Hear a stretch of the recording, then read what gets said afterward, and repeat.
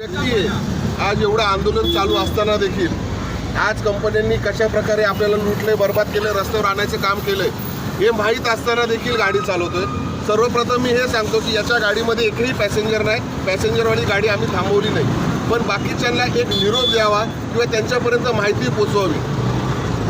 माझं सर्व जे ओला उबेर ज्या गाड्या चालवतात सगळे ड्रायव्हर, गाडी चालक, मालक यांना हात जोडून विनंती आहे, कोणत्याच प्रकाराचं तुम्ही गुन्हा करू नका। कोणत्याही वाहनाला थांबवायचा अधिकार तुम्हाला दिलेला नाहीये।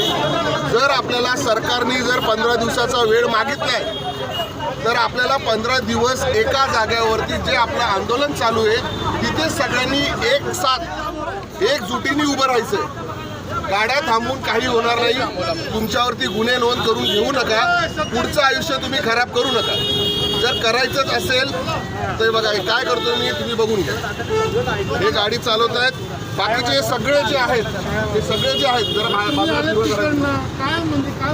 हे सगळे आहेत, हे सगळे रेट वाढावा याच्यासाठी चाललं ना सगळं। आपला न्याय, आपला हक्क आपल्याला मिळावा म्हणून चाललं ना, बरोबर? मग हे तुझ्यासाठी लागू नाही होत का मित्रा?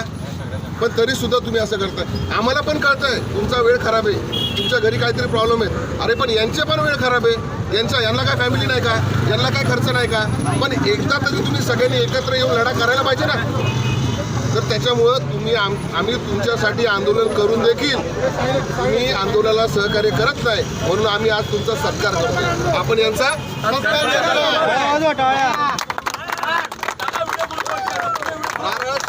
देतो आपण त्यांना।